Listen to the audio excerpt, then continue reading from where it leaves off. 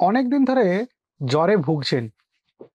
Dengue, malaria বিভিন্ন রকম পরীক্ষা-নিরীক্ষা করেছেন, বিভিন্ন ডাক্তারবাবু চেঞ্জ করেছেন, বিভিন্ন ঘরোয়া উপায় অবলম্বন করেছেন, তাও জ্বর কমছে না।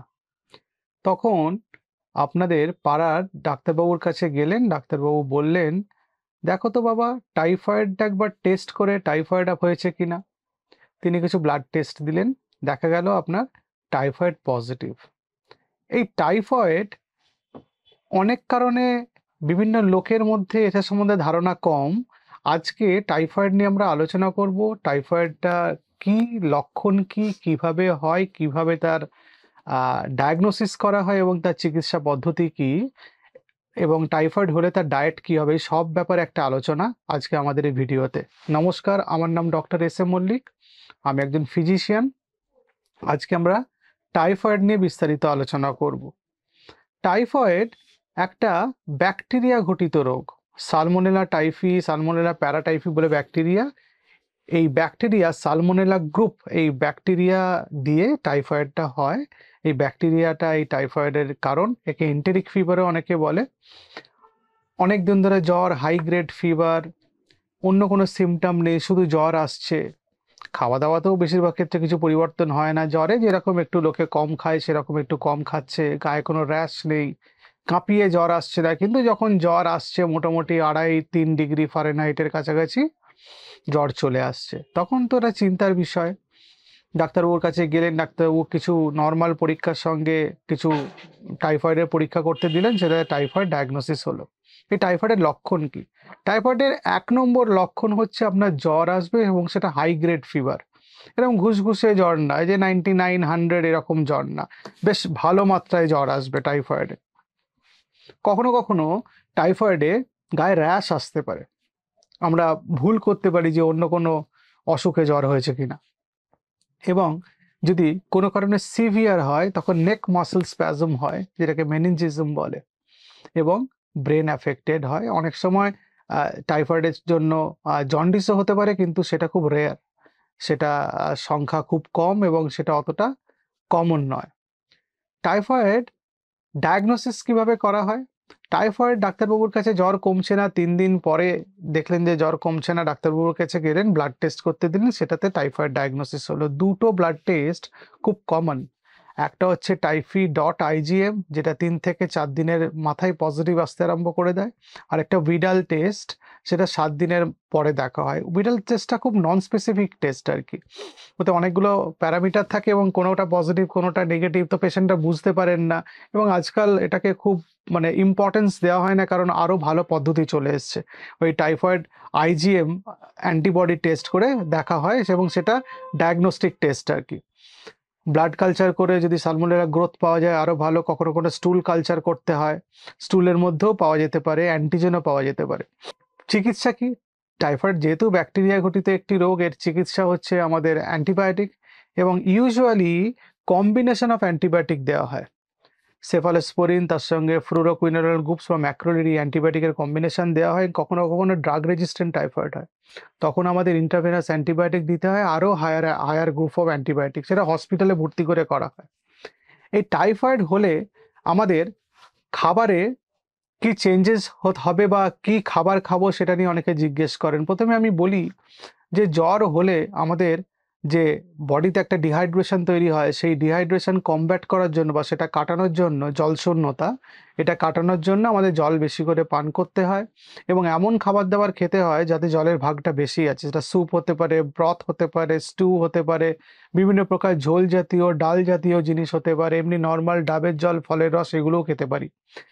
কিন্তু খিদেটা একটু টাইফয়েডে কম থাকে এবং কারো কারো লিভার অ্যাফেক্টেড হওয়ার জন্য গা বমি, নসিয়া, ভমিটিং এগুলো হয়। তখন আরও তেল মশলা, আরও যে খাবারগুলোতে কম সেগুলো আমাদের ট্রাই করতে হবে। পেশেন্টদের বলা হয় যতটা সম্ভব সুষম খাবার, বাড়ির খাবার খাওয়া, এবং যতটা লাইট ফুড, বেশি তৈলাক্ত না, বেশি মশলাযুক্ত খাবার না, এরকম খাবার খেতে বলা হয়। যদি কোনো কারণে দেখা যায় যে পেশেন্ট কনস্ট্যান্ট বমি করছে, খাবার রাখতে পারছে না পেটের মধ্যে, তখন তার হসপিটালাইজেশনের ব্যবস্থা করে চিকিৎসার ব্যবস্থা করতে হয়। বা খুব হাই গ্রেড ফিভার, কিছুতেই প্যারাসিটামলের রিমিশন হচ্ছে না, অ্যান্টিবায়োটিক শুরু হচ্ছে, তখন হসপিটালাইজ করতে হয়। আর টাইফয়েডে হসপিটালাইজ করতে হয় যদি টাইফয়েড থেকে অন্য কোনো কমপ্লিকেশন হয়, সেটা মেনিনজিজম বা মেনিনজাইটিস হতে পারে। এখন এই টাইফয়েডের যদি জটিলতা আপনাকে বলতে হয়, টাইফয়েডের জটিলতা হচ্ছে অনেক ক্ষেত্রে সেটা মেনিনজাইটিস হয়, সেটা খুব আনকমন নয়।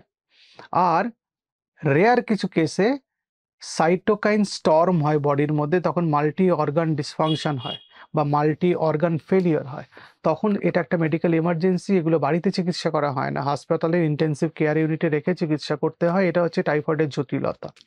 এবার কতগুলো খুব ফ্রিকুয়েন্টলি আস্ক কোয়েশ্চেন, সেগুলোর আমি আনসার দিয়ে দিই।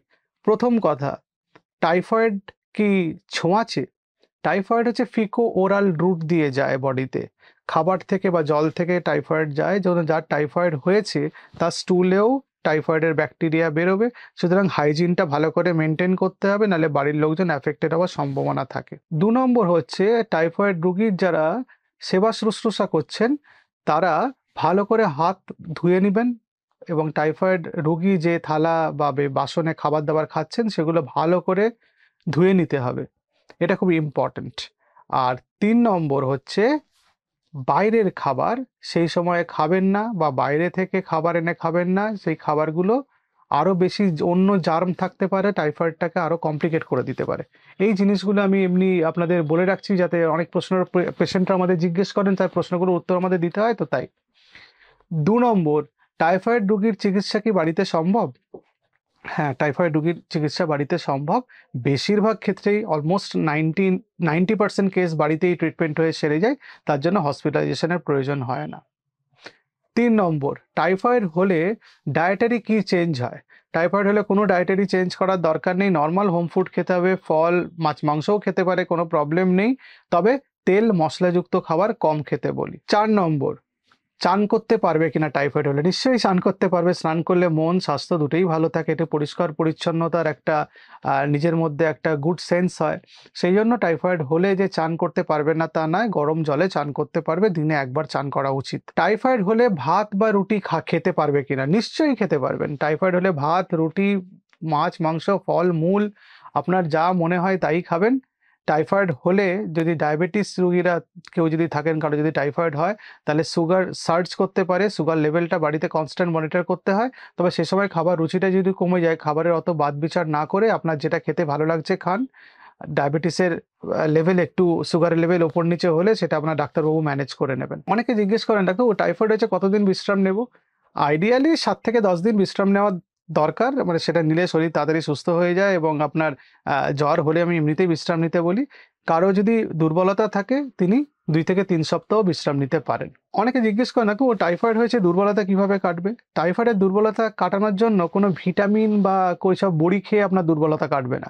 আর টাইফয়েডের দুর্বলতা কাটতে গেলে প্রথমে টাইফয়েড থেকে আপনাকে সেরে উঠতে হবে, তার জন্য ডাক্তারবাবু যা চিকিৎসা করছেন, অ্যান্টিবায়োটিক দিচ্ছেন, সেটা কোর্স কমপ্লিট করতে হবে, সুষম খাবার খেতে হবে, পর্যাপ্ত ঘুমাতে হবে, তামাক জাতীয় দ্রব্য, অ্যালকোহল একদম সে সময় টাচ না করা ভালো বা একদম সেবন না করা ভালো, এবং সর্বোপরি একটু বিশ্রাম যে নিচ্ছেন ঠিক আছে, একটু হাঁটাহাঁটির মধ্যে থাকবেন। যখন টাইফয়েড থেকে আপনি সেরে উঠছেন, এই সময় দুর্বলতা ম্যাক্সিমাম থাকে, আপনি ওই সময় একটু হাঁটাহাঁটি করুন, একটু এক্সারসাইজ করুন, তাতে আপনার দুর্বলতা কাটবে। যদি জ্বর আপনার কমছে না, মনে করছেন যে জ্বর হয়েছে, আপনি নিজে বুঝছেন যে ভাইরাল ফিভার হয়েছে, বা নিজে সন্দেহ করছেন একটা ভাইরাল ফিভার হয়েছে, কিন্তু আপনার জ্বর কমছে না, তাহলে আপনার কোনো একজন ডাক্তারবাবুর কাছে অবশ্যই যাওয়া উচিত, তার পরামর্শ নেওয়া উচিত।